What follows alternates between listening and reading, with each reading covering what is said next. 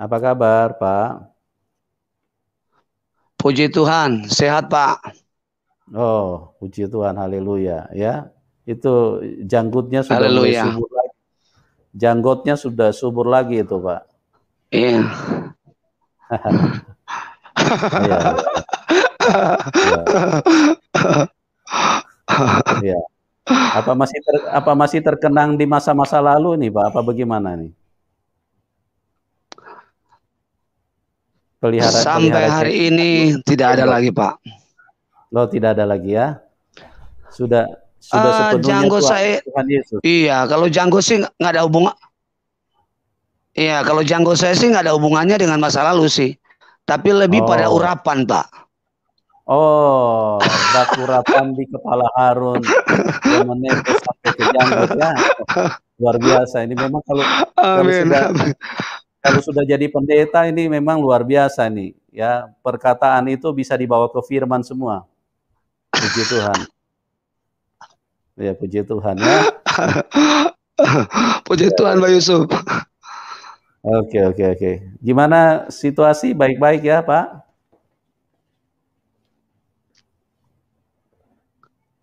Pak Dem, situasi baik-baik? Puji Tuhan, Ya, sudah baik ini Pak. Sudah baik. ya, oke. Oke, oke, puji Tuhan. Oke, Pak. Saya tidak panjang-panjang lagi. Saya langsung serahkan ke Pak Dem untuk bersaksi bagaimana Anda bisa dituntun Tuhan untuk menjadi seorang pemberita Injil, menjadi seorang pendeta, karena saya melihat cerita historis Bapak waktu sempat mualaf ya masuk Islam, Bapak dididik di dalam satu organisasi yang keras dan dipersiapkan untuk menjadi laskar jihad. Nah, bagaimana Tuhan mengembalikan Bapak kepada kebenaran? Bapak silakan Bapak ulas sedikit, terus kemudian bagaimana juga Bapak bisa sampai masuk ke dalam pelayanan penginjilan. Silakan, waktu dan tempat saya serahkan kepada Pak Dem. Silakan, Pak. Shalom Bapak Ibu yang dikasihi oleh Tuhan Yesus Kristus. Saya akan memulai satu ayat firman Tuhan di dalam Kisah Para Rasul pasal 1 ayat 8. Kamu akan menjadi saksiku jika Roh Kudus turun ke atas kamu. Roh Kudus akan turun ke atas kamu dan kamu akan menjadi saksiku di Yerusalem, di Yudea, di seluruh Samaria, bahkan sampai ke ujung bumi. Saya tidak menceritakan satu hal yang satu cerita yang kosong.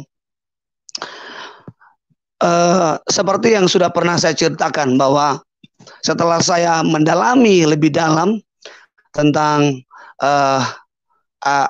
keyakinan saya yang dulu, saya akhirnya membenci saudara-saudara saya, kakak saya, orang tua saya, dan ketika mereka memaksakan saya harus kembali kepada keyakinan saya dulu, itu apa ya? Saya bergejolak, saya marah, dan saya pernah katakan bahwa dan itu adalah di dalam rencana hati saya bahwa saya harus membunuh mama sama papa saya. Saya tidak mau dipaksa untuk kembali karena itu amarah itu meluap, sehingga amarah ini saya ingin lampiaskan kepada kedua orang tua saya.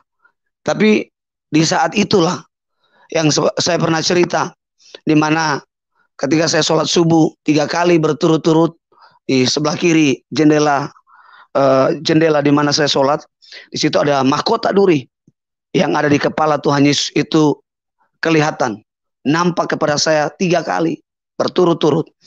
Dan bukan hanya mahkota itu yang saya lihat, tapi saya melihat pribadi Yesus itu datang ke dalam kepada hidup saya, kepada saya waktu itu. Saya melihat dia datang dari belakang saya dan dia memeluk saya.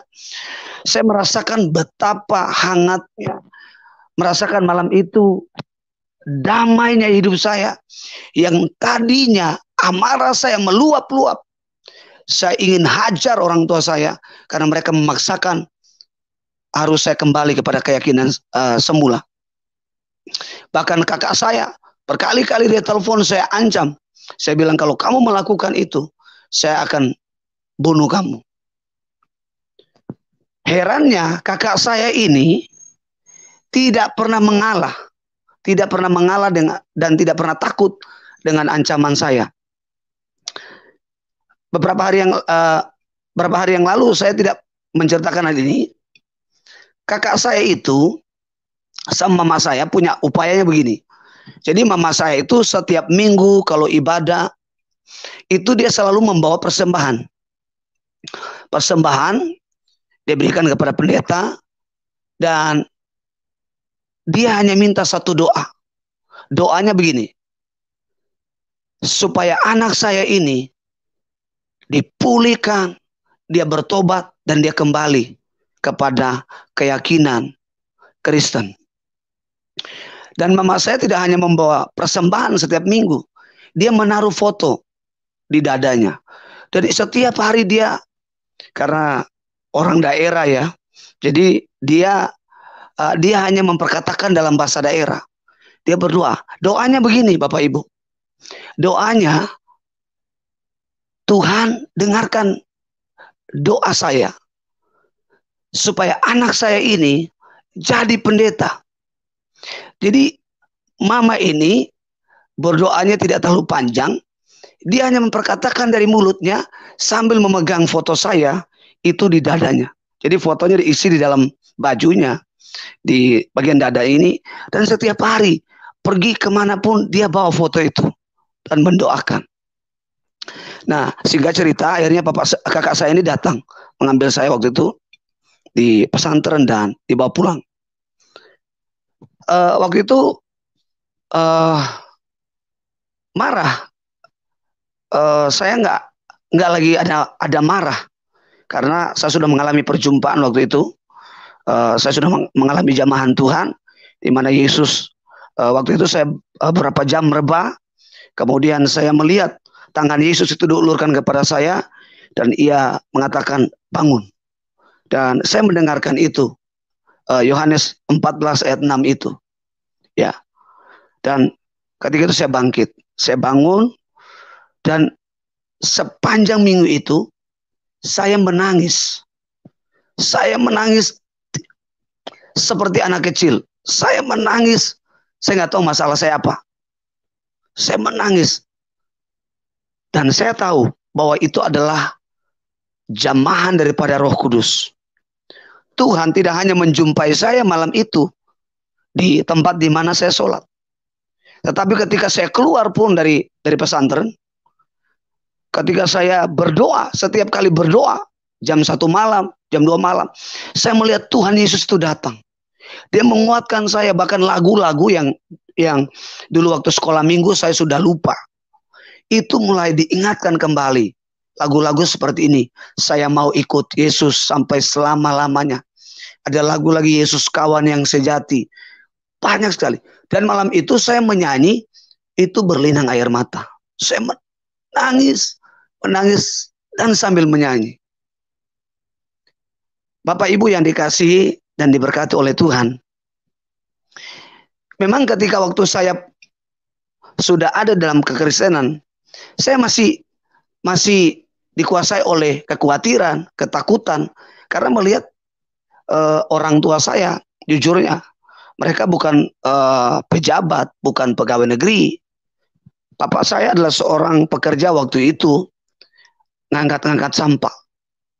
Dan papa saya itu punya penyakit embeien. Ya, papa saya usia cukup lumayan tua waktu itu, sekitar 60 atau di bawah 60, saya kurang ingat usianya. Tapi saya melihat bapak saya itu tidak layak lagi untuk bekerja. Dia perlu istirahat. Nah, saya melihat keadaan seperti itu sepertinya khawatir. Secara manusia saya khawatir karena keadaan ekonomi. Tetapi saya nggak tahu ini satu dorongan, semangat di dalam diri saya. Itu selalu ingin memberitakan Injil. Nah, setelah itu saya dibawa oleh kakak saya pulang, dan kami sama-sama dengan orang tua, dengan kakak, sanak saudara di tempat di mana kami tinggal saat ini. Nah, satu ketika saya mengunjungi teman saya yang sedang sakit. Nah, di rumah sakit, di salah satu di rumah sakit di mana kami tinggal saat ini. Nah, waktu saya lewat di daerah itu, di area rumah sakit itu, kebetulan pas di apotik, di situ ada banyak orang sedang ngantri obat. Nah, saya menguji Tuhan, apakah Tuhan ini memanggil saya benar-benar untuk dipakai untuk menjadi seorang pendeta, seorang hamba Tuhan, atau sekedar hanya mengembalikan saya kepada keyakinan seperti semula. Jadi waktu itu saya pergi, saya lewat di daerah apotik itu, mereka banyak. Dan waktu itu saya puasa karena saya ingin mendoakan teman saya yang sedang sakit. Nah, kurang lebih 30 meter dari apotik itu, tiba-tiba ada satu suara perempuan berteriak. Berteriaknya begini, "Pendeta!" Nah, waktu dia teriak pendeta, itu secara spontanitas saya langsung menengok ke belakang. Saya menengok ke belakang. Saya menengok ke belakang sambil saya menunjuk diri saya. Maksud saya memberi sebuah isyarat atau tanda, apakah yang ibu katakan pendeta itu saya atau ada orang lain di belakang. Jadi ibu itu menunjuk saya. Tapi saya pikir mungkin arah jarinya bukan saya, tapi orang lain itu. Tapi saya melihat di sekitar di mana saya berdiri tidak ada orang. Nah, akhirnya saya mendekat kepada ibu itu. Dan saya bertanya ke suaminya. Nah, ibu ini ternyata hamil. Nah, dia sudah waktunya melahirkan, namun sukar untuk melahirkan. Entah kenapa, tidak tahu, hanya dokter memberikan waktu untuk dia bisa jalan, mutar-mutar ke sana kemari, supaya katanya bisa proses persalinannya bisa cepat. Lalu saya bertanya ke ibu ini, "Ibu memanggil pendeta itu siapa?" Dia bilang, "Bapak." Saya kaget. "Loh, Bu, dari mana ibu tahu bahwa saya pendeta?" Dia bilang, "Saya tidak tahu." Dan tiba-tiba saya yakin bahwa Bapak itu pendeta. Lalu saya tanya kepada ibu ini. Saya juga lupa nama ibu itu siapa. Saya bilang, ibu namanya siapa? Maaf, bukan nama. Saya bertanya begini, "Ibu agama apa?" Lalu ibu itu mengatakan, "Saya agama Islam." Saya sempat kaget. Loh, kalau ibu agama Islam, kenapa ibu bisa berteriak pendeta? Apakah ibu sudah mengenal saya? Dia bilang, "Saya tidak mengenal Bapak. Tapi ini yang terdorong dari hati saya dan berkata pendeta." Lalu saya mulai bertanya lagi, berdialog dengan ibu itu. "Apa yang ibu mau dari saya?" Dia mengatakan, "Saya ini sudah waktu melahirkan, tapi sulit atau sukar melahirkan. Entah kenapa, dia mengalami kesakitan juga waktu itu," sambil berteriak, bercerita ke saya itu sambil memegang suaminya. Lalu saya melihat ibu ini antara yakin dan tidak yakin. Karena memang menjadi pendeta itu bukan karena hanya sekolah teologi ya, tetapi dalam organisasi kita harus ditabiskan dulu oleh sinode, baru layak kita disebut pendeta. Saya belum mengerti apa maksud Tuhan lewat perkataan ibu ini. Tergerak, akhirnya saya mengambil tangan suaminya dan meletakkan di perut ibu ini, istrinya ini. Ya. Karena etikanya waktu itu saya untuk menghormati, karena dia perempuan, saya juga masih bujang, masih lajang, tidak sembarangan meletakkan tangan di bagian tubuh wanita. Saya mendoakan, doa saya tidak panjang. Saya cuma bilang begini, "Di dalam nama Tuhan Yesus, hari ini persalinannya menjadi normal dalam nama Yesus. Selesai saya berdoa begitu, amin, saya pergi. Saya bilang, Pak, terima kasih. Bapak ini meminta nomor saya.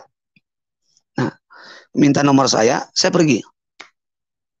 Sampai di tempat di mana saya berdiri tadi, ibu memanggil saya pendeta. Ibu ini tiba-tiba melahirkan di tempat di mana ia duduk memanggil saya. Disitulah dia melahirkan bayinya. Saya ingat waktu itu suaminya, dia bilang begini sama saya, kalau anak ini lahir, saya akan beri namanya nama Kristen. Dan saya dengan istri akan percaya Yesus sebagai Tuhan dan Juru Selamat. Anak ini lahir, kemudian dipanggil bidan, datang untuk membawa ibu ini ke ruang persalinan. Karena ada darah-darah yang keluar di daerah itu, dibawa. Saya ingat sekali waktu itu, Bapak itu memberi namanya, sesuai usulan saya, adalah Amos. Ada satu kata di dalam kitab Amos dikatakan, carilah Tuhan, maka kamu akan hidup. Saya melihat bahwa bapak ini dan ibu ini, mereka hidup secara fisik, secara manusiawi, tetapi mereka mengalami kematian rohani. Dan saya bilang, kalau bapak mau beri nama anak ini Amos.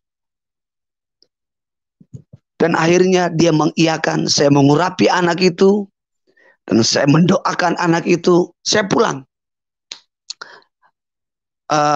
Bukan pulang, saya melanjutkan perjalanan untuk ketemu dengan teman saya mendoakan. Setelah mendoakan teman, saya pulang. Kurang lebih 2 minggu kemudian, bapak ini menelpon saya. Saya pun tidak mengetahui persis tempat bapak sama ibu ini tinggal di mana. Akhirnya saya berbincang-bincang dengan bapak ini. Dan saya katakan, Pak, apa yang Bapak mau? Dia bilang, saya sama istri saya sudah memberi diri untuk dibaptis. Saya kaget. Pak, waktu itu, Bapak Ibu, waktu itu saya, betul, jujur saya nggak berani untuk membaptis mereka. Karena status saya bukan pendeta. Tapi Bapak ini sama Ibu ini ngotot untuk dibaptis. Oke lah, karena mereka mau, saya panggil teman saya pendeta. Saya nggak punya duit untuk bisa baptis di kolam, Bapak Ibu. Waktu itu posisi saya masih kuliah. Nah, akhirnya saya bawa mereka ke satu pantai yang lumayan dekat dari rumah tempat di mana saya tinggal. Dan disitulah mereka dibaptis.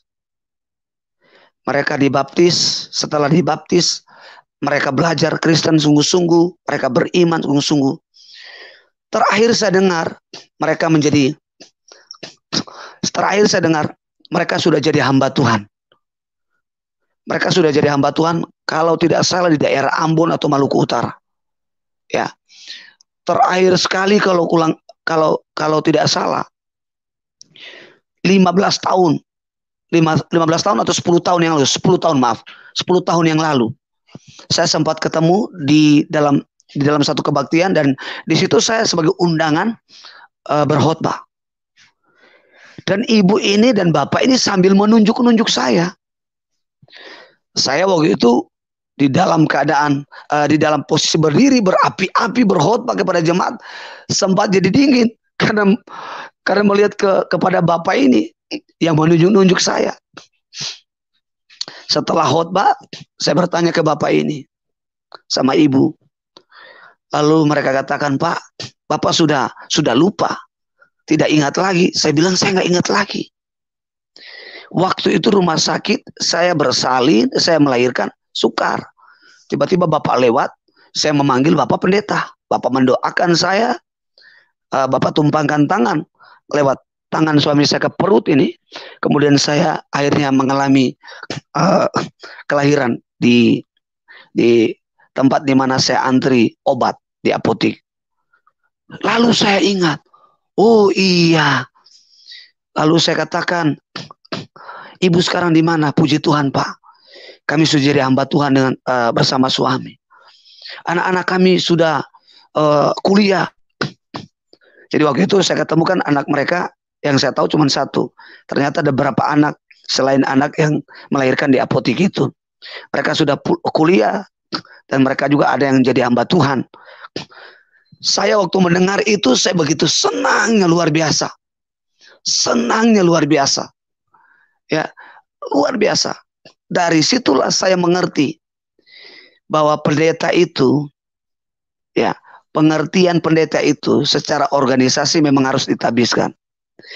Tetapi yang dimaksud Tuhan lewat mulut ibu ini berteriak pendeta itu, itulah panggilan. Saya lupa ayat itu. Ayatnya kalau nggak salah di kitab Yohanes dibilang begini, banyak yang terpanggil, sedikit yang terpilih. Saya banyak mendengarkan ayat ini dihotbahkan oleh pendeta-pendeta yang menafsirkan bahwa sedikit yang terpilih ini maksud adalah orang-orang yang diselamatkan, yang terpanggil tadinya, dan pada akhirnya mereka yang tidak diselamatkan karena tidak hidup sungguh-sungguh dalam Kristus. Saya menemukan pengertian ini menghubungkan dengan perkataan ibu tadi memanggil saya pendeta, bahwa kita semua yang dipanggil semua untuk menjadi murid Kristus, menjadi umat Allah. Tetapi tidak semua orang dipanggil untuk menjadi pendeta. Itulah yang dikatakan sedikit terpilih. Dipisahkan orang-orang tertentu untuk menjadi pendeta, menjadi hamba Tuhan, menjadi gembala, menjadi pemberita Injil. Tidak semua orang. Dari situ saya mengerti. Lalu ada satu ayat lagi yang Tuhan bukakan kepada saya, Yohanes 15 ayat 16. Di situ dikatakan bahwa aku yang memilih kamu, bukan kamu yang memilih aku. Dan aku menetapkan kamu pergi untuk berbuah. Dari sejak itu Bapak Ibu, saya tidak akan pernah berhenti cerita firman Tuhan. Sampai hari ini, saya tidak pernah berhenti cerita firman Tuhan. Sampai hari ini. Mau di bis kah, mau di mobil kah, mau di angkutan kah, di pekerjaan, saya tidak pernah berhenti menceritakan Tuhan. Saya terus menguji, apakah betul saya ini dipanggil menjadi pendeta. Saya masih ragu tentang diri saya. Karena saya pikir untuk menjadi pendeta itu tidak mudah. Saya masih melihat keadaan ekonomi saya. Kemudian latar belakang keluarga saya, papa, mama saya. Jujur, mama saya bukan seorang yang berpendidikan, buta huruf. Dia nggak tahu baca. Tapi mama saya punya nasihat-nasihat. Itu mengandung hikmat. Salah satu, dia mengajarin saya begini. Kamu kalau tinggal di rumah orang, usahakan orang tuan rumah itu belum bangun, kamu sudah bangun. Jadi kalau saya tinggal di rumah orang waktu saya kuliah di SCT, itu jam bangun saya jam 12 atau jam 1. Apa yang saya lakukan? Saya berdoa, saya baca Alkitab, sesudah itu saya membersihkan tempat, kemudian saya bisa membersihkan baju saya, pakaian saya, celana. Saya mulai melatih diri saya untuk mandiri. Nasihat-nasihat yang masih saya ingat sampai hari ini, dia katakan begini, kamu harus belajar jujur. Dia bilang, dia nggak banyak bicara Alkitab karena ya itu latar belakang pendidikannya. Dia cuma bilang begini, dia patokan begini, orang Cina, dia bilang gini, orang Cina itu paling nggak suka kalau orang itu nggak jujur. Nggak jujur dia bilang. Dia bilang berapapun nilai uang yang kamu temukan, atau di jalan atau apa, atau kamu temukan punya siapa, kamu harus belajar mengembalikan itu. Nasihat-nasihat ini itu saya dengarin dan saya lakukan. Setelah saya menjadi hamba Tuhan saat ini, menjadi pendeta saat ini, baru saya baca nasihat-nasihat ini ternyata ada di dalam Alkitab. Berbicara tentang jujur, banyak kitab yang membahas. Tapi saya sering menemukan itu di kitab Amsal. Kitab Amsal. Belajar didikan, itu saya banyak sekali temukan di Amsal. Makanya Amsal itu seringkali saya baca bulak-balik. karena saya ingin belajar dari firman Tuhan di kitab Amsal itu. Kembali pada cerita tadi, satu kelak saya ada di satu pasar tradisional. Jadi waktu itu kepingin makan mangga. Tiba-tiba saya pergi ke pasar itu. Saya pergi ke pasar itu beli mangga. Nah, di situ ada banyak sekali ibu-ibu yang berjejer berjual mangga. Tahulah Bapak Ibu kalau orang jual mangga gimana promosinya. Ada yang lucu-lucu, ya. Jadi, tapi waktu itu dari semua ibu-ibu sekitar 10 orang yang berjejer-jejer itu, ada jenis-jenis mangga di situ. Ada satu ibu, mangganya itu dia nggak taruh di baskom kecil itu, di tempat kecil, tapi dia taruh di koran. Jadi dia alas koran, dia taruh, tapi dia nggak taruh di atas meja, kayak di tanah begitu, tapi dia alas. Kebetulan itu tanah yang ada semen yang sudah dicor. Saya tertuju mata saya ke ibu ini. Saya waktu itu saya lihat ibu ini dia obral karena katanya sudah mau pulang. Kalau nggak salah waktu itu 10.000. Lumayan banyak mangga itu, saya nggak tahu lagi jumlahnya berapa. Seperti apa yang saya katakan tadi bahwa sejak itu saya tidak lagi berhenti untuk memberitakan Injil. Yang saya cerita adalah pengalaman saya kepada ibu ini. Ternyata ibu ini agama Islam. Ibu yang tadi bersalin sukar juga Islam. Ibu ini juga Islam. Lalu waktu saya cerita itu, ibu ini menaruh mangga di plastik sambil melihat ke saya, menatap wajah saya. Yang saya tangkap dari dia, bahwa dia lagi dalam keadaan galau. Dia dalam keadaan sakit hati, putus asa, mau ingin bunuh diri. Lalu saya bertanya ke ibu ini, kenapa ibu ingin membunuh diri? Dia katakan, suami saya selingkuh. Kami sudah punya anak 4. Suami akhirnya pergi tidur dengan wanita lain. Sudah hampir seminggu gak pulang-pulang. Jadi saya mengambil keputusan untuk menggantikan peranan suami saya berjual mangga. Lalu saya bilang begini, ibu dapat mangga dari mana? Saya cuma jual mangga orang. Nanti kita bagi hasil. Saya dengan spontanitas saat itu juga tergerak oleh belas kasihan kepada ibu ini. Uang yang ada di dompet saya beri kepada ibu ini. Ibu ini penasaran dengan saya. Penasarannya, kenapa saya begitu berani memberikan uang yang ada dalam dompet saya itu habis untuk itu. Sementara mangga itu hanya harga 10.000. Saya tergerak oleh belas kasihan. Saya menangis melihat ibu itu. Dan akhirnya ibu ini membawa saya ke tempat kosnya. Tidak jauh dari pasar itu. Dan saya melihat ibu itu tinggal di kos yang sangat kecil sekali. Dengan 4 anak. 4 anak itu 2 orang. Anak pertama, kedua itu SPP-nya. Zaman itu masih ada SPP. Itu sudah menunggak.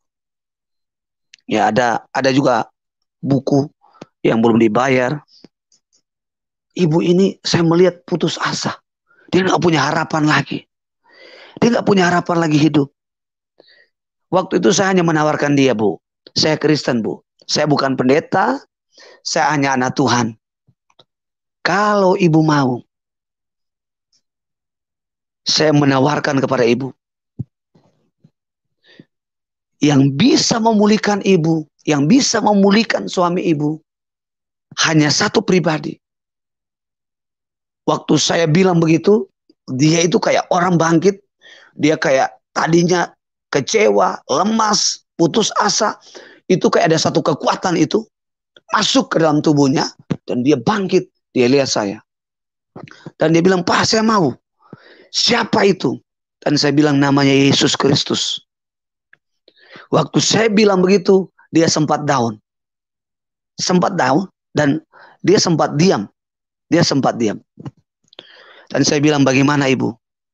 apakah ibu mau percaya dan menerima Yesus sebagai Tuhan. Dia melihat anak-anak. Saya tahu anak-anak itu matanya melihat ke ibu. Mereka bukan karena menunggu jawaban ibu, tapi mereka sedang menunggu supaya ibu bisa membeli beras, makanan untuk mereka bisa makan. Kurang lebih 30 menit saya tunggu ibu ini. Dan ibu ini mengatakan, "Ya, saya percaya." Saat itu saya menuntun dia. Saya menuntun dia berdoa, terima Yesus sebagai Tuhan dan Juru Selamat. Dia percaya. Saya melihat ibu ini setelah dia percaya Yesus, hausnya akan Tuhan itu luar biasa. Waktu itu dia ibadah di dekat tempat kosnya gereja GPRI. Dia haus dan rindu. Dia berharap bahwa dengan dia beribadah, percaya, dekat kepada Tuhan, suaminya kembali. Bapak ibu tahu, suaminya datang ke rumah, ambil baju dan minta cerai. Dia telepon saya, "Pak, bagaimana? Suami saya minta kami harus pisah." Dan saya katakan kepada ibu, ikut Tuhan. Kata Yesus, aku datang memisahkan orang dari sanak saudaranya. Lalu dia katakan, bukankah di dalam Kristen bahwa menikah kembali itu adalah dosa? Saya tanya kembali kepada ibu. Waktu ibu menikah dengan suami itu, apakah pernikahan itu secara iman Kristen? Tidak. Makanya saya katakan, ibu ambil keputusan hari ini. Kalau seorang janda di Sarfat, itu bisa Tuhan berkati, Tuhan cukupkan kebutuhannya. Masakan Tuhan tidak akan cukupkan kebutuhan ibu. Ibu hanya percaya. Ibu ini mendengar dan dia mengambil keputusan sepakat dengan suami cerai. Suami pergi dengan istri yang baru dan dia meninggalkan anak 4 dengan istri yang lamanya. Yang saya lihat dari ibu ini semangat sekali memberitakan Injil. Teman-teman yang dulu dijual di pasar, seringkali saya lihat karena saya kerja di daerah sekitar pasar itu. Dia cerita firman Tuhan, dia beritakan Injil. Kalau tidak salah, tahun 2008, 9 kira-kira sesudah 2010. Ya. Ibu itu mengambil keputusan sekolah Alkitab. Dan ibu ini ketemu saya 4 tahun yang lalu. Khotbah di satu gereja, di satu kota, jauh dari tempat tinggal saya kurang lebih 2 jam. 2 jam. Waktu saya khotbah dia ketawa. Bukan ketawa ya, senyum-senyum. Senyum sambil ngelihat saya. Waktu itu saya curiga. Jangan-jangan ini mantan saya. Tapi saya lihat wajah, nggak ada itu. Mantan saya wajah-wajah kayak dia. Dia orang Jawa tapi kulitnya hitam. Dia sambil catat khotbah saya, tapi sambil senyum mengarah ke saya. Setelah khotbah, saya temui ibu. Saya salaman dan saya bilang, "Bu, namanya siapa?" Saya juga sudah lupa namanya. Saya juga nggak punya kontak lagi dengan dia. Dan dia katakan, "Bapak masih ingat di pasar Bapak ketemu dan Bapak beli mangga saya yang harga 10, tapi Bapak berikan semua uang yang ada di dompet Bapak, kan ada uang-uang receh pun Bapak kasih." "Oh iya, saya ingat." Saya sapa ibu. "Saya ingat." Sambil ketawa-ketawa, lalu saya bertanya, "Ibu, saat ini apa yang ibu sedang kerjakan?" Dia bilang, "Saya sudah bangun pelayanan. Kalau tidak salah di Tobelo, di Halmahera, di gereja apa saya sudah lupa. Dia jadi gembala. Dan 4 orang anak ini sudah kuliah 2, satu masih dalam pendidikan SMA. Dan dia katakan, Pak, apa yang Bapak katakan, itu benar-benar saya alami. Dan saya mengatakan begini kepada dia, Ibu, ikut Yesus itu tidak gampang. Jadi kalau ibu ikut Yesus, ikut Tuhan itu, sudah pikirannya duit, sudah pikirannya kaya. Ikut Yesus, Tuhan Yesus bilang, barang siapa mengikut aku, ia harus menyangkal diri dan pikul salib setiap hari. Saya membuat bahasa ini sesederhana mungkin untuk supaya ibu ini mengerti. Saya katakan begini, ibu belajar di dalam kesempitan, dalam kesesakan, dalam penderitaan, di dalam keadaan apapun. Jadikan itu suatu kesempatan untuk Tuhan menolong ibu. Saya katakan, keadaan apapun, kesempitan apapun yang ibu alami, kesesakan apapun yang ibu alami, itu harus menjadi kesempatan Tuhan menolong ibu. Lalu dia bilang, bagaimana supaya itu menjadi kesempatan Tuhan memberkati saya? Justru dalam kesempatan, dalam kesempitan, dalam kesesakan, ibu harus makin dekat dengan Tuhan. Dan apa yang saya katakan itu, ibu praktekkan. Kalau tidak salah, katanya anak yang 2 orang itu sudah kuliah di luar negeri. Kalau tidak salah, ibu itu mengatakan mereka kuliah di luar negeri. Dan saya katakan, apakah ibu menikah lagi? Sejak dia pisah dengan suaminya, dia berkomitmen, dia menghidupi 4 orang anak, dan dia percaya janji Tuhan. Dan apa yang dia percaya, itu terjadi. Apa yang dulu saya yakini bahwa itu adalah satu kebenaran, sehingga membuat saya radikal, membela diri saya, membela keyakinan saya, membela nabi saya. Itu semua ketika saya berjumpa dengan Tuhan, panggilan itu ditaruh. Sungguh mulia panggilan itu. Bapak Ibu kalau bertanya kepada saya, dari awal saya percaya Tuhan sampai detik ini, kalau orang tanya antara kehidupan dengan kematian dekat mana, saya cuma jawab dekat kematian. Karena ikut di dalam Kristus, kita menjadi murid, menjadi umat Allah, itu nggak gampang. Kita memperkatakan sebuah kebenaran kepada orang yang hidupnya sudah dikuasai oleh dosa. Tentu kita akan mengalami penolakan, kita akan mengalami ancaman, dan lain sebagainya. Prinsip saya adalah bahwa firman itu, dia akan bekerja sesuai yang dibutuhkan orang itu. Entah dia akan bekerja seperti pedang, seperti bom. Ini bahasa yang saya pakai ilustrasi ya. Itu akan Roh Kudus akan melakukan kepada orang itu, dan orang itu akan bertobat. Nah, selain 2 ibu tadi, ada banyak jiwa-jiwa yang di dalam penginjilan saya, akhirnya mereka bertobat dan menerima Yesus. Satu kali saya ada di daerah Bekasi, ada seorang yang jual lontong. Setiap hari Jumat kalau saya kuliah, orang itu selalu lewat di depan kampus kami. Nah, saya sudah berkali-kali orang itu lewat, tapi belum ada kegerakan di dalam hati saya untuk memanggil orang itu. Satu kali saya bekerja waktu itu sebagai pembantu rumah tangga untuk dapat duit supaya bisa kuliah, supaya bisa bayar SPP. Karena saya nggak punya, waktu itu punya donatur yang tetap, ya. Ada satu donatur yang sering menolong saya waktu kuliah.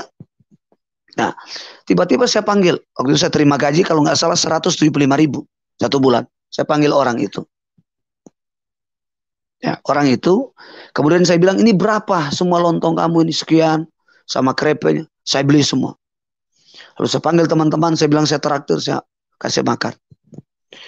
Hari itu saya menceritakan tentang Yesus. Saya nggak berkontekstual.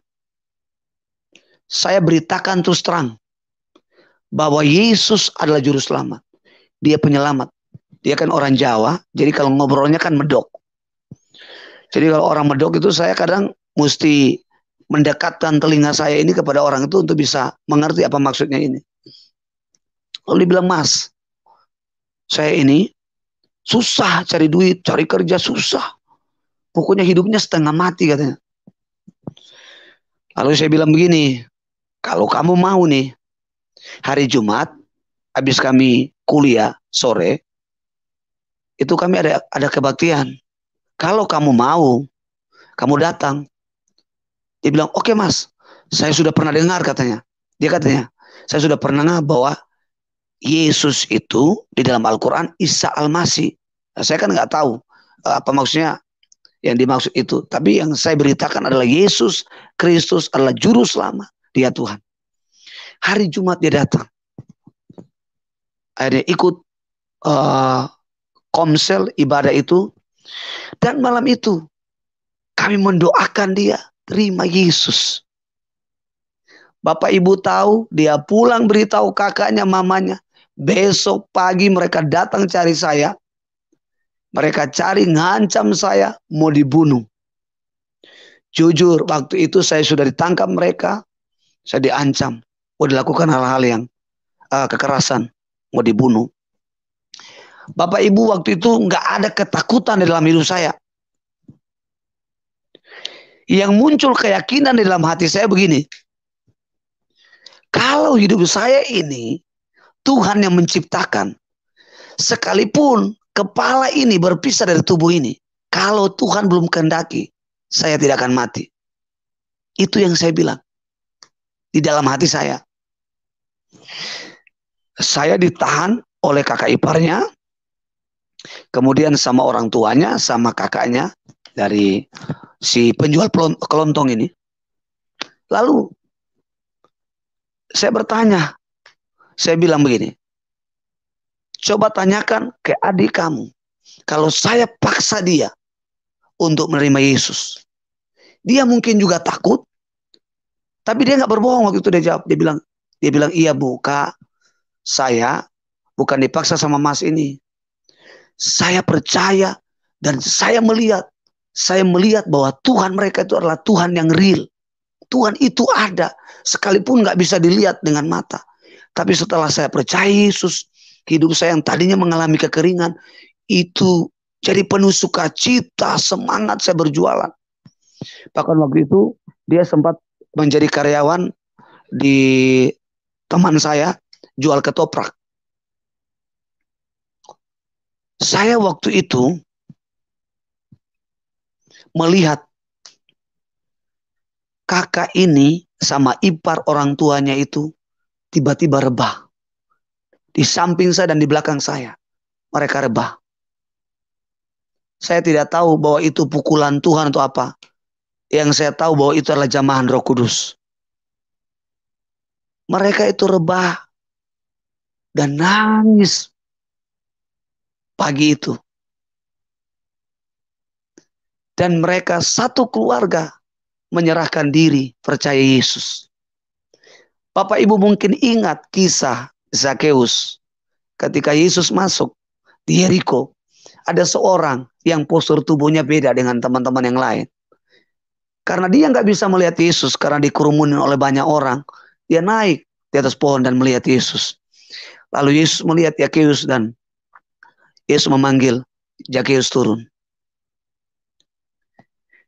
Ketika itu juga Yesus menawarkan diri untuk numpang tidur di rumahnya Zakheus. Saya ingat kalau tidak saya di dalam Lukas 10 kalau tidak salah cerita Zakheus itu. Dikatakan begini. Satu orang diselamatkan akan terjadi juga keselamatan dalam seisi rumah.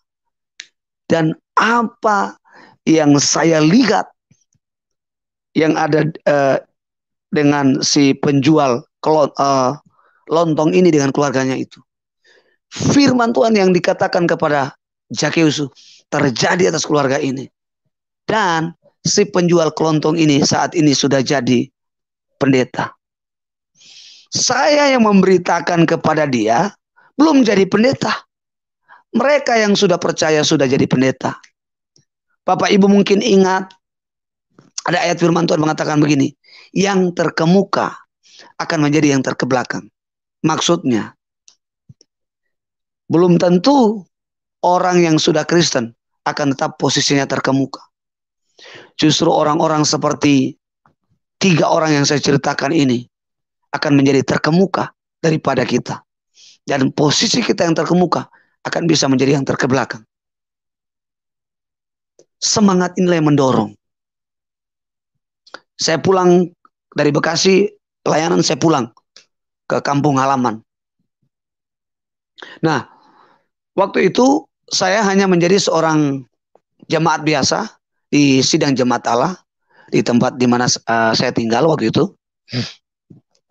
Kurang lebih 2 periode. 2 periode saya tinggal di situ. Nah, saya karena melihat ekonomi keluarga juga memang sangat rendah, saya memutuskan diri waktu itu kerja sebagai marketing. Tapi saya sambil kerja. Pertama kali saya jadi marketing, itu jual buku. Saya jual buku. Sambil melayani, saya beritakan Injil di mana-mana. Tidak hanya 3 orang tadi, tidak terhitung yang dari Islam percaya Yesus sebagai Tuhan dan Juru Selamat. Nah, saya akhirnya di sidang jemaat Allah, saya mundurkan diri dan pindah rumah. Karena waktu itu sebelum saya menikah, saya bilang sama istri saya, calon istri saya waktu itu, saya bilang kalau kita menikah, ya kita harus punya rumah. Karena kalau kita tinggal sama orang tua atau saya tinggal sama orang tua kamu, nanti juga dilema kita. Karena itu ada aturan dan lain sebagainya. Jadi kami sudah ambil rumah sebelum kami menikah. Nah, jadi waktu itu kami karena belum punya anak waktu itu, istri masih hamil kurang lebih 3-4 bulan. Kami seringkali buat komsel, doa, kami sharing hanya berdua sama istri. Atau kemudian bertambah-tambah orang ikut kami sharing-sharing. Setelah saya mundurkan dari sidang jemaat Allah, saya ditawarkan di GBI. Nah, di GBI itu saya ditawarkan tinggal di dekat rumah saya. Dekat rumah saya. Jadi ibu ini mengajak saya untuk jadi wakil gembala juga. Saya mulai berpikir dengan perkataan ibu yang pertama yang muslim yang sukar melahirkan, ibu yang kedua yang jual mangga, terus si Mas Lontong ini yang jual lontong ini, kemudian sampai di dalam pelayanan, kok orang belum kenal saya langsung dipercaya. Itu menjadi satu perenungan panjang. Mulai mendekat pada keyakinan bahwa saya ini dipanggil Tuhan untuk menjadi seorang pendeta. Akhirnya saya buatlah komsel di rumah. Di rumah ini. Saya buat komsel. Saya buat komsel di sini, tapi istri saya juga belum meyakinkan. Apakah kita dipanggil atau tidak. Nah, seiring berjalan kurang lebih 3 bulan kami buka komsel di sini. Ada 1-2 orang datang waktu itu, orang Jawa juga sih, ikut komsel. Doa-doa di sini. Tiba-tiba 1 minggu kemudian istri saya mimpi. Malam ini sebetulnya istri saya menceritakan mimpi ini, tapi dia kelelahan. Hari ini kami melayani jemaat-jemaat. Jadi dia kelelahan, dia kecapean. Jadi dia minta saya mewakili cerita. Singkatnya cerita ini untuk meyakinkan bahwa kami dipanggil untuk menjadi seorang hamba Tuhan. Jadi jam 1 malam itu istri saya mimpi. Dia melihat katanya dunia atau bumi ini tidak ada lagi matahari. Gelap gulita. Kemudian dia melihat di langit itu mengeras. Jadi tembaga semua. Terus dia lihat ada sebuah layar besar. Sebuah layar besar itu tertancap di langit itu. Kemudian tertulisnya begini, bertobatlah sebab Tuhan segera datang. Bertobatlah, berkali-kali itu dikatakan bertobatlah sebab Tuhan segera datang. Nah, waktu istri saya dia lihat layar itu, jadi cuplikan di layar itu jadi cepat sekali. Tapi dia terus muncul, terus muncul, terus muncul. Kemudian dia mulai dia lihat ada 2 ekor hewan. Ya, dia melihat tuh kayak apa ya? Kayak domba. Domba yang berkulit ya. Seperti apa namanya? Kulit putih. Nah, tapi domba yang pertama itu istri saya melihat kurus kering. Baru apa? Pokoknya kurus. Dia lihat itu sakit. Ini domba ini sakit. Domba ini sakit.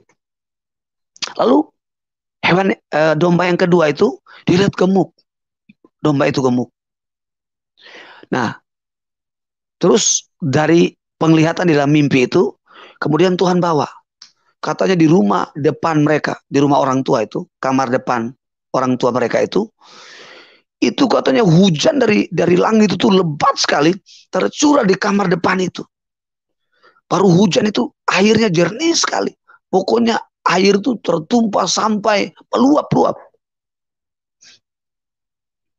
Istri saya ini bangun dengan ketakutan. Dia takutnya melihat karena bumi ini sudah gelap dan yang dia lihat itu bertobatlah, bertobat. Dan Tuhan menyuruh istri saya untuk memberitahu kepada orang bahwa bertobat, bahwa Yesus segera datang. Dia nggak lama lagi datang. Orang pertama yang dia beritakan adalah papanya sendiri. Dia beritahu. Kami berdua panggil dia papi. Papi, kami lihat begini-begini. Cerita ke papinya. Dan istri saya mengatakan, saya lihat tuh itu kayak kejadian yang sesungguhnya. Dan waktu itu saya lihat papi memberi diri. Kami doakan, terima Yesus. Bapak Ibu, mimpi ini istri saya belum menemukan arti mimpi yang sesungguhnya. Dia paksa untuk saya mengartikan mimpi ini. Satu kali dia lagi goreng-goreng sayur, lagi masak sayur. Dia penasaran maksud itu.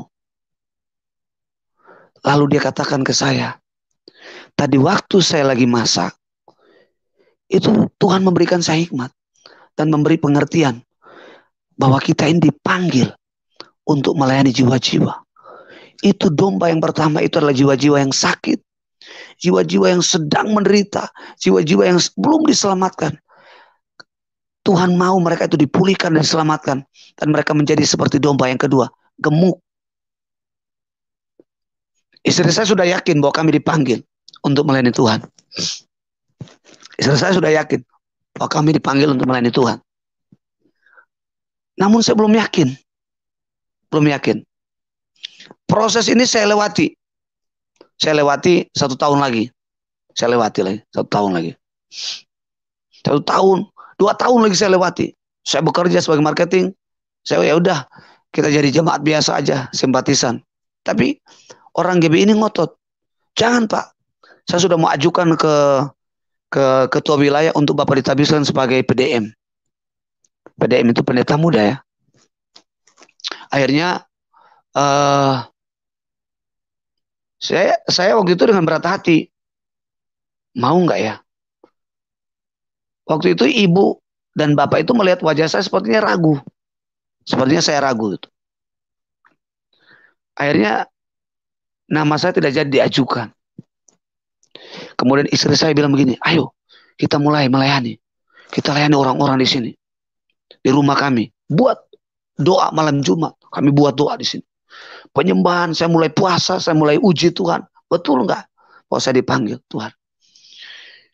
Itu giliran kedua, saya mengalami sakit. Saya nggak tahu sakitnya, sakit apa. Tapi sakit itu sepertinya sudah dekat mau mati. Satu kali saya mimpi, sebelum saya cerita mimpi tadi, hasil diagnosa dari dokter, saya dibawa ke penyakit dalam bahwa saya ini jantung ringan dan sudah komplikasi. Ada banyak penyakit. Saya dikasih obat, satu plastik kecil itu banyak sekali.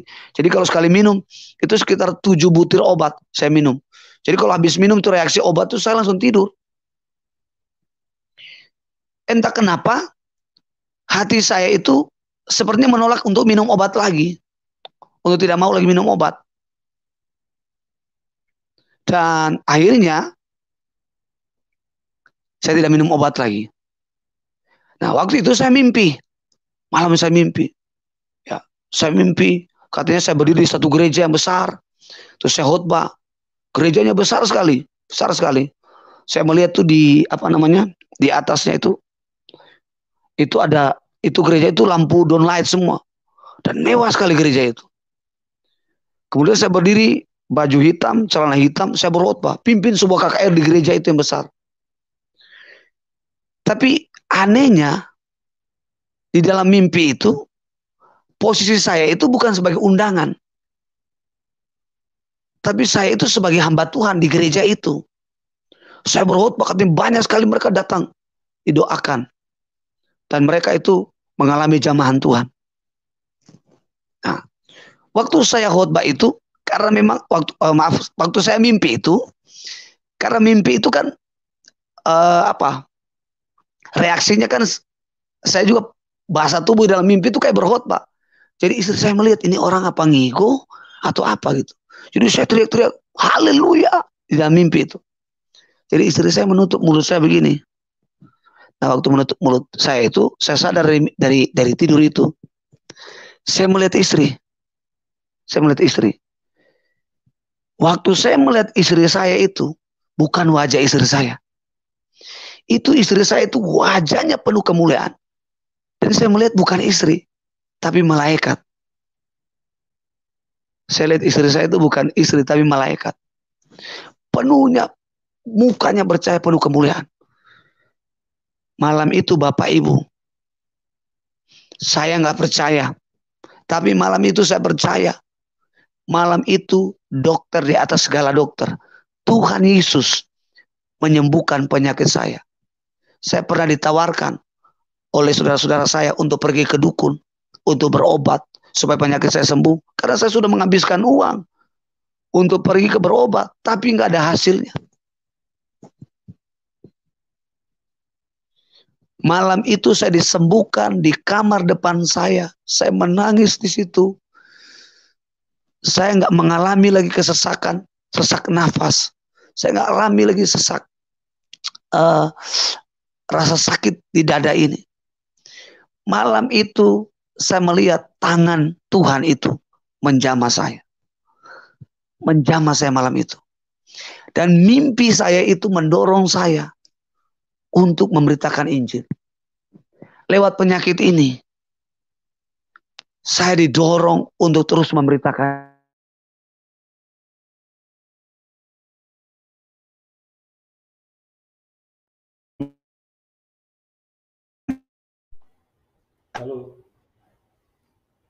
Persembahan untuk melayani, untuk membiayai orang-orang yang nanti yang kami layani di rumah. Jadi buat konsumsi itu dari gaji yang kami kumpulkan. Kami nggak punya buat persembahan. Kami nggak buat persembahan. Kami komsel di sini. Orang pertama kali yang didatangkan di rumah kami di sini adalah orang yang sudah parah, yang sudah 50 lebih. Waktu itu saya ketemu bapak ini. Maaf, waktu itu saya sudah tidak kerja lagi sebagai marketing di buku, tapi saya bekerja di finance, salah satu finance. Ya, waktu itu ibu ini mengajukan permohonan untuk pencairan dana, dan kemudian saya dipercayakan untuk survei. Waktu saya mengambil data ibu ini, saya melihat bapak itu terbaring, kurus kering. Saya akhirnya tidak lagi terfokus untuk mengambil data. Saya cuma bilang, oke, Bu, saya ambil KTP, kakak, terus penjamin, pemohon, Saya ambil semua. Saya suruh tanda tangan kontraknya, fidusianya, tanda tangan semuanya. Dan waktu itu saya lihat bapak ini terbaring itu. Saya ingat mimpi istri saya tentang domba yang kurus itu. Saya lihat bapak ini kurus kering. Saya dengar waktu itu istrinya bilang begini, kata dokter tidak lama lagi suami saya. Nah waktu saya berbicara dengan ibu, saya bekerja itu dalam keadaan saya puasa. Saya puasa waktu itu. Lalu saya mengatakan ke ibu ini, setiap hari Jumat kami ada doa, ada komsel. Kalau ibu memang mau bapak ini disembuhkan, suami ibu disembuhkan, bawa dia hari Jumat. Jadi ibu ini membawa. Waktu itu kami sudah 3 kakak. Jadi yang orang Jawa, kemudian juga orang suku Manado. Mereka sama-sama 3 kakak. Jadi tambah anak mereka, anak saya 1, yang Jawa 2, yang suku Manado ini 1 anak. Dan akhirnya kami layani. Nah, waktu dalam penyembahan datanglah pendeta yang dari GBI ini yang ingin mengangkat saya untuk jadi wakil gembala sebagai PDM. Nah, dia berdoa, tapi waktu itu dia berdoa dengan suara keras. Saya pun sudah risih, sudah nggak suka karena setahu saya kalau mendoakan orang sakit itu mesti dengan penuh kelembutan. Bapak ini cuman diam sambil tunduk melihat ke bawah, ke lantai. Bapak ini yang pendeta ini, dia teriak dalam nama Yesus, setan, iblis, keluar dalam nama Yesus. Saya lihat bapak itu nggak ada manifestasinya. Roh Kudus mendorong saya. Jadi setelah bapak ini, pendeta ini berdoa, Roh Kudus bilang, kalau nanti mendoakan bapak ini, suruh dia buka mata dan lihat bapak. Setelah pendeta ini berdoa, giliran saya berdoa ini. Saya sambil elus-elus di pundaknya. Lalu saya bilang, Pak, bisa lihat ke saya? Waktu dia lihat saya, dia nunduk begini. Dari situ saya sadari bahwa penyakit dari bapak ini bukan penyakit, tapi dia mengikat dengan setan. Lalu saya tanya, Pak, Bapak punya ilmu? Dia katakan, iya. Saya dikasih opa saya. Ya, kakek saya maksudnya. Gigi harimau. Jadi setiap kali saya berkelahi, saya cukur tuh gigi harimau, saya minum. Jadi kalau saya berantem, segalak harimau. Malam itu saya nggak doa keras. Saya bilang, Bapak ikutin doa saya. Terima Yesus sebagai Tuhan dan Juru Selamat. Dan dia terima Yesus sebagai Tuhan dan Juru Selamat. Waktu saya belum katakan amin, Bapak ini sudah teriak, haleluya, haleluya, haleluya, haleluya. Bapak itu malam itu disembuhkan, dipulihkan. Dia datang di rumah saya ini, digotong orang. Tapi malam itu dia pulang. Dia nggak digotong lagi. Dia pulang malam itu. Dia jalan kaki.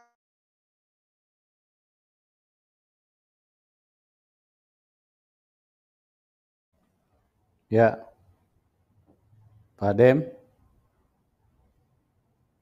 Halo Pak Dem. Ya, ini ada Ibu, gangguan sinyal. Dia pulang malam itu dengan sukacita. Saya tanya istrinya, saya tanya anaknya, bahwa mereka 1 minggu itu menangis, menangis, dan menangis. Mereka tidak dapat membalas kebaikan Tuhan. Sudah banyak uang yang mereka habiskan. Sudah banyak cara yang mereka sudah lakukan. Mereka sudah kehabisan akal. Tapi malam itu Tuhan lakukan mukjizat. Dan mereka sejak itu mulai menceritakan pelayanan kami ini. Menceritakan ke orang-orang. Bapak ibu saya dibawa ke rumah saya itu 2 perempuan ibu-ibu mau bunuh diri. Yang 1 sudah mau cerai. Dia mau bunuh diri. Sudah pasang tali gantung diri di dapur. Yang satu suaminya selingkuh, sudah mau iris nadi. Dibawa di sini, kami doakan, dan mereka terima Yesus sebagai Tuhan Juru Selamat. Disitulah awal pelayanan kami mengalami terobosan, mulai mengalami promosi dari Tuhan, mulai diangkat. Tapi kami belum punya legal standing, punya bernaung di satu payung gereja. Saya waktu itu puasa 15 hari tanpa makan minum. 15 hari tanpa makan dan minum. Saya berpuasa, saya minta petunjuk Tuhan.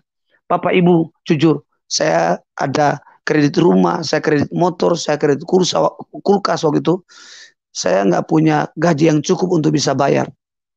Setahu saya waktu itu gaji saya 1.050.000. Sementara angsuran saya itu 600, 700.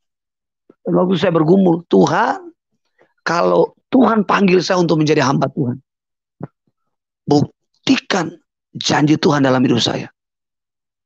Ada satu bapak, dia kerja di salah satu bank. Dia pernah mendengar kesaksian saya. Dia mendengar kesaksian saya, dia Islam. Dan dia bertobat, terima Yesus sebagai Tuhan dan Juru Selamat. Waktu itu saya ingat, dia kasih uang ke saya 3,7 juta untuk uang wisuda. 3,7 juta. Dan saya ingat kata-katanya begini. Salah satu nanti yang menjadi donatur dalam pelayanan kamu adalah saya. Setelah dia mengatakan itu, saya ambil nomor, ada kartu nama.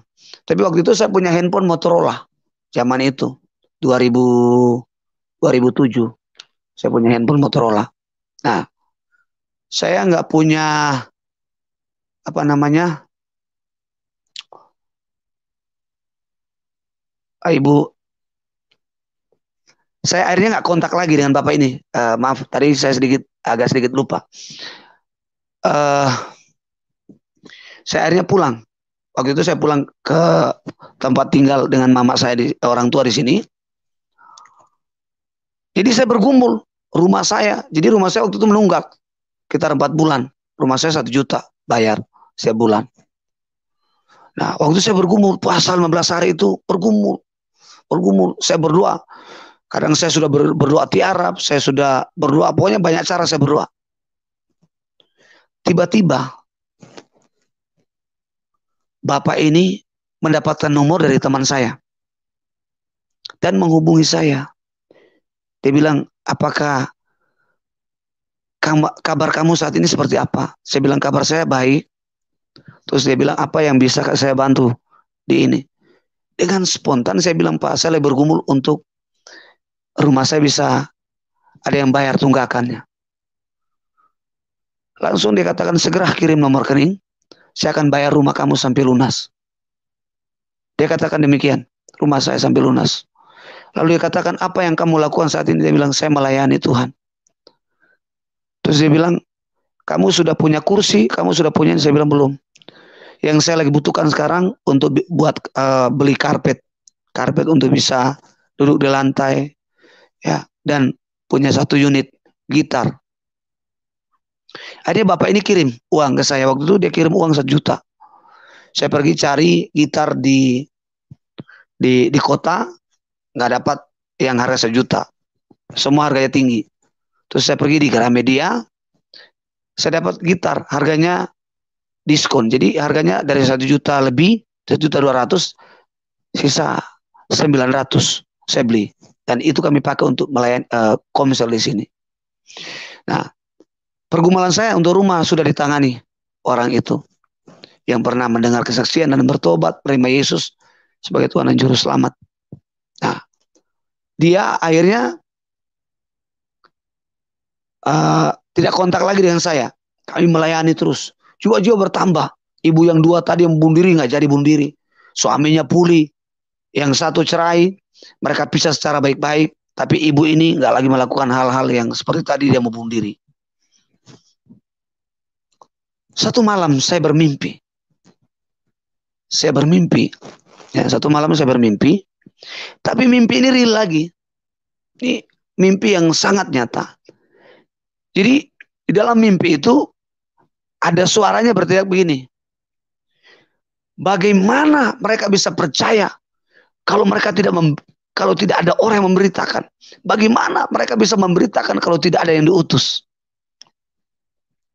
Lalu muncullah itu ayat Roma 10 ayat 4 dan 15. Di dalam mimpi itu dibukakan ayat itu. Dan dia katakan, nama pelayanan kamu harus menyelamatkan jiwa-jiwa. Makanya saya beri nama Savior, penyelamat pelayanan kami. Disitulah saya mengambil keputusan sama istri saya. Kita melayani Tuhan, memberi diri. Istri saya waktu itu kerja di toko buku. Kemudian saya berhentikan istri saya. Dan kami full. Istri saya menjaga anak saya melayani sambil bekerja. Dan waktu itu kami masih komsel, mulai bertambah 15 sampai 20 sampai penuh ini. Dan akhirnya kami berdoa punya tempat untuk buka pelayanan. Tantangan Bapak Ibu. Tantangannya itu adalah kami nggak punya musik, kami hanya punya gitar. Nggak punya kursi. Jadi waktu itu kami punya beberapa kursi, ada pelayan-pelayan, teman-teman di situ yang punya rumah kami pakai. Ya hanya garasi yang nggak ada pintunya, jadi bebas terbuka. Kami pakai di situ melayani. Buka pelayanan, kami mendoakan tanah, dan akhirnya Tuhan buka jalan. Kami punya tanah. Sebelum punya tanah, sebelum kami ibadah di itu, akhirnya kami menemukan sinode untuk mentabiskan. 2016 saya ditabiskan sebagai pendeta muda menjadi seorang gembala sampai hari ini. Dan bukan hanya orang Kristen yang kami layani, tapi juga orang Islam. Saat ini ada seorang remaja yang kami layani. 1 bulan yang lalu kalau tidak salah, saya mendoakan dia ada benjolan di payudara, mengalami sakit, dia sudah pernah berobat dan tidak sembuh-sembuh. Waktu saya doakan bulan lalu, dia terima mujizat, dia Islam. Papa mamanya masih Islam, tapi papanya tahu dan mamanya tahu dia beribadah di tempat kami. Ya, dan dia percaya Yesus, dan dia katakan kepada saya, Om Pendeta, waktu Om Pendeta doakan, itu sakit hilang, dan saya lihat ada orang masuk dalam hidup saya. Dan sejak itu hidup saya semangat, saya nggak putus asa, saya semangat sampai hari ini. Nah, cerita tadi sebelum saya akhiri kesaksian ini, kami nggak punya musik, kami nggak punya sound system, kami nggak punya tanah gereja. Saya waktu itu berpikir begini, masakan Tuhan yang panggil, maksudnya begini, masakan Tuhan yang panggil, terus Tuhan biarkan untuk kita terus berjalan sendiri. Jadi saya kesimpulkan begini, kalau Tuhan yang panggil, pasti Tuhan juga bertanggung jawab. Amin. Kalau Tuhan panggil, pasti Tuhan bertanggung jawab. Sekalipun harga harus dibayar. Karena saya yakin bahwa duka cita itu selalu mendahului sukacita. Tidak ada orang tertawa dulu, baru sedih. Tapi Alkitab bilang, berduka cita dulu, baru bersuka cita. Waktu itu kami bergumul. Nah, orang yang pernah menjadi donatur, yang pernah mendengar kesaksian dan bertobat yang kerja di salah satu bank, dia akhirnya tergerak membeli kami satu set sound system, keyboard, mimbar dan 30 kursi. Bahkan sampai tempat persembahan pun diberi oleh dia. Kemudian kami menggumuli lagi. Waktu itu kami pindah-pindah berapa kali. Dan saya bilang begini, Tuhan, kalau sampai kami pindah-pindah terus, maka nama pelayanan kami akan saya ubah. Bukan Savior. Tapi apa? Kemah Abraham. Kami pindah-pindah. Saya bilang, Tuhan, pertama kali saya kontrak dari 700 tempat ibadah, harganya per bulan sampai 10 juta. Saya nggak pernah bayangkan cara Tuhan bekerja. Saya baru mengerti apa yang Tuhan katakan kepada Nikodemus, bahwa cara Tuhan bekerja seperti angin. Kita nggak bisa melihat dan hanya bisa merasakan. Pertolongan Tuhan bisa datang dari timur, dari barat, selatan, bisa kepada siapa saja. Tuhan bisa menyatakan pertolongan pribadinya kepada siapapun. Dan kalau pertolongan itu dari orang itu, baru itu satu penyataan akan pribadi Tuhan di dalam hidup orang itu kepada kita. Dia beli, dan kami bergumul, kami punya tanah. Kami punya tanah. Tanah itu juga bersengketa. Waduh, kami bersengketa. Kami nggak punya pengacara, kami nggak punya ini. Jadi akhirnya kami pending. Kami urus secara ini, tukar pendapat dari teman-teman. Terus pemerintah desa juga mengatakan, Pak, ini kalau diselesaikan secara hukum, susah. Saya berdoa sama Tuhan. Tuhan, akhirnya ketemu sama orang yang bermasalah dengan kami, diatur damai. Tapi dengan catatan harus bayar 30 juta. Saya bilang sama Tuhan, nih doa saya ini agak sedikit mengancam sama Tuhan. Tuhan, kalau Tuhan panggil saya, Tuhan harus bertanggung jawab. Permintaan saya, tanggal. Jadi waktu itu saya cerita tanah ini kami beli tahun 18. Tahun 2018 kami beli tanah. Di tanah 19 bermasalah, sekitar 2 tahun lah. Masalah. Nah, saya berdoa Tuhan, 2020 sudah harus selesai persoalan ini. Tanggal 21 Tuhan mengutus seorang anak rohani yang cuma kenal hanya lewat media. Dia mengirim uang itu supaya nama saya dipercaya. Saya minta rekening kepada orang yang bersangkutan itu dan dikirim. Yang punya tanah itu dikirim ke orang yang punya tanah itu. Dan akhirnya kita selesaikan. Saat ini kami juga sedang membangun, ya. Kami sudah punya sedikit dana untuk kami membangun, ya. Saya percaya bahwa apa yang menjadi kekurangan itu Tuhan akan cukupkan. Sekali lagi saya katakan di dalam kesaksian ini Bapak Ibu, kalau Tuhan memanggil Bapak Ibu menjadi orang percaya, menjadi umatnya, Tuhan akan bertanggung jawab. Sekalipun Bapak Ibu harus melewati, ingat bahwa segala kesesakan, kesempitan, jadikan itulah menjadi kesempatan Tuhan menolong kehidupan Bapak Ibu. Jangan lari dari panggilanmu, jangan lari dari imanmu seperti Yunus, tetapi tetap kuat. Akhir kata dari kesaksian ini, seringkali teman-teman saya bertanya, katanya, kamu itu kan melewati selalu banyak pergumulan. Pernah nggak sih pada satu titik kamu kecewa? Saya bilang kalau dikecewakan orang. Tapi kalau kecewa dengan Tuhan, tipis. Saya bilang tipis. Kenapa? Karena saya mengalami dan saya melihat pertolongan Tuhan sampai hari ini. Kalau saya bisa melayani Tuhan, itu sangat real. Saya tidak pernah bayangkan kalau saya bisa kelak nanti jadi pendeta. Belum pernah sampai hari ini. Mungkin ini saja Bapak Ibu yang dikasih dan diberkati oleh Tuhan yang dapat saya sampaikan malam ini. Kiranya kesaksian ini menguatkan baik Bapak Ibu yang melayani Tuhan, yang mungkin saat ini merintis, belum punya tempat ibadah. Percayalah, jangan pernah ragukan panggilan Tuhan.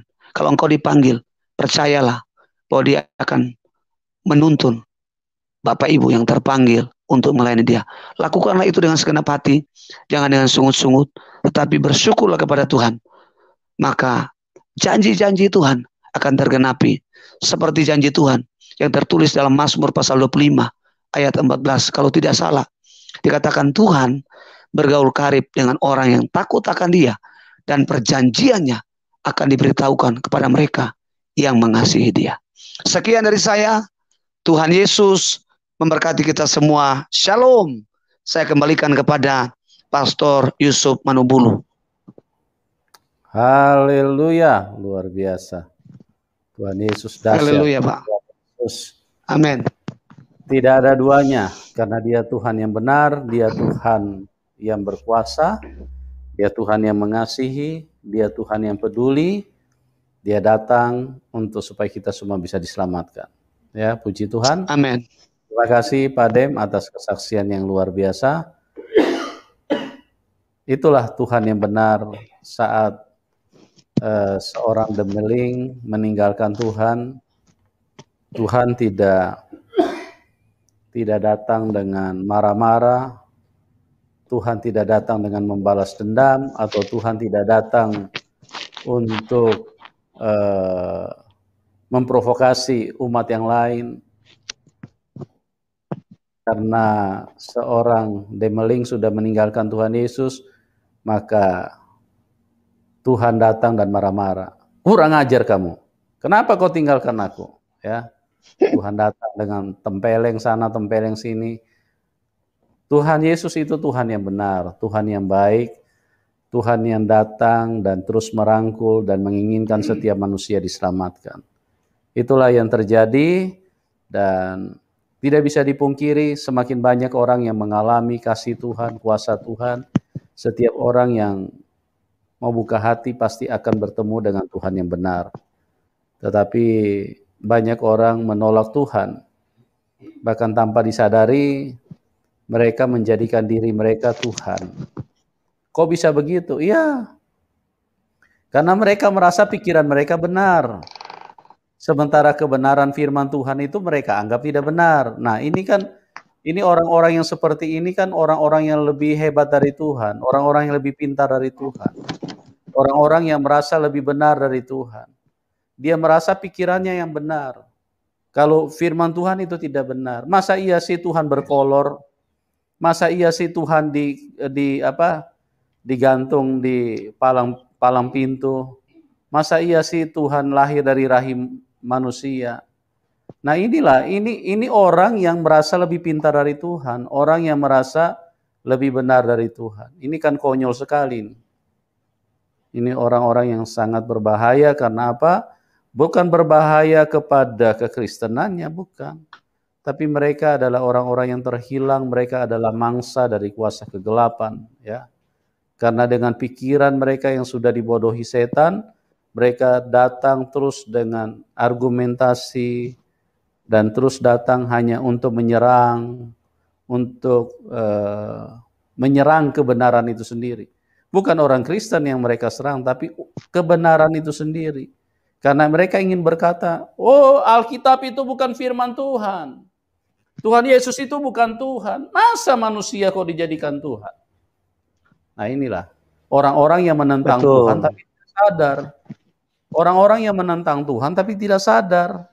Mereka merasa, tanpa mereka sadari, mereka merasa lebih hebat dari Tuhan, lebih pintar, lebih benar dari Tuhan. Kebenaran mereka lawan. Kebenaran firman Tuhan mereka tolak.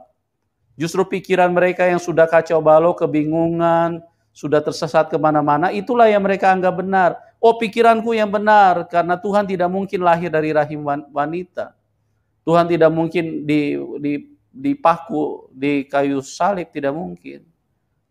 Masa manusia kok bisa jadi Tuhan? Masa Tuhan itu berkolor? Oke, teman-teman, kami terus bersaksi karena kami mengasihi Anda semua. Kami rindu supaya setiap kita diselamatkan, bukan hanya Pak Demeling, tapi sebanyak mungkin, karena memang itu tujuan Tuhan. Dia mati di kayu salib agar kita yang ada di dalam kekuasaan setan bisa diselamatkan.